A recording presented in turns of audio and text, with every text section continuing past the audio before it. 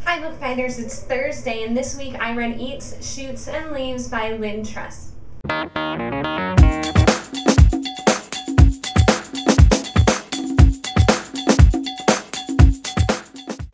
So this is a book about punctuation, and so there's not really any plot to speak of, but I do feel like everyone needs to read it. If you're a grammar Nazi like me, you will understand all of the frustration that the author has when she writes. If you are someone who doesn't really understand punctuation, and for the record, that's most people, you should read this. The great thing about it is that it's not like a school book. It never reads like a textbook at any point when you're reading it. It's not like a guide to style. It's just kind of a very clever explanation of how to properly use punctuation and how you make yourself look silly when you use the wrong thing. So yeah, I mean, I can't think of anyone that should not read this book. I feel like it would be enjoyable to everyone. It's not very long. It's a very easy read. So it's great. It's great. There's nothing to analyze here.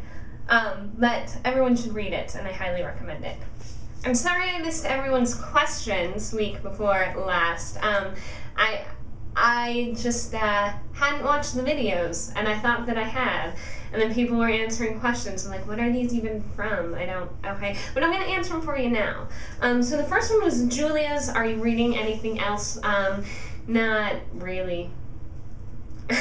Honestly, like, just getting through the book a week is sometimes all that you can do. I do like Lauren read fan fiction, and that's fun, and there are some weeks where I would rather just do that than have to read an actual book, but yeah, no, I don't really read a whole lot else. Yeah. There's some blogs that I read.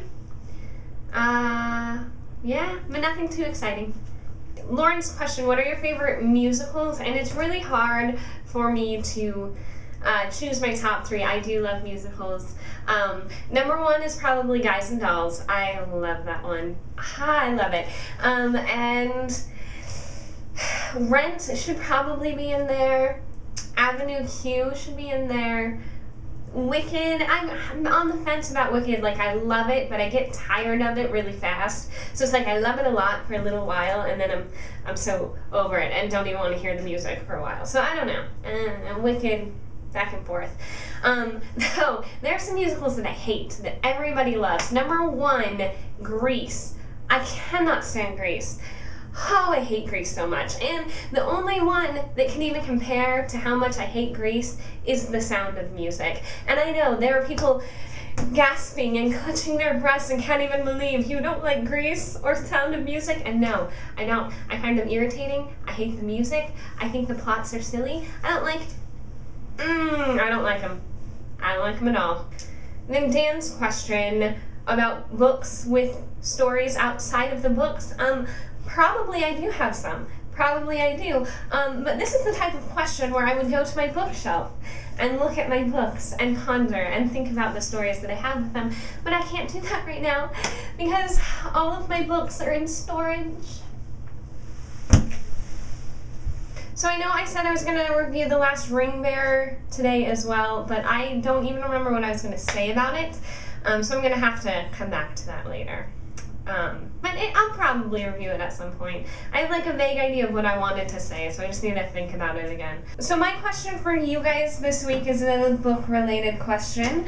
And mine is, and this is quite honestly because I'm running out of books to read, if you could recommend one book, just one, that everybody should read, no matter what. Everyone should read it. It doesn't necessarily have to be your absolute top favorite, but the one book that you would recommend to anybody. What would that book be? Okay, that's all I have for you this week, Bookfinders and Julia. I will see you tomorrow.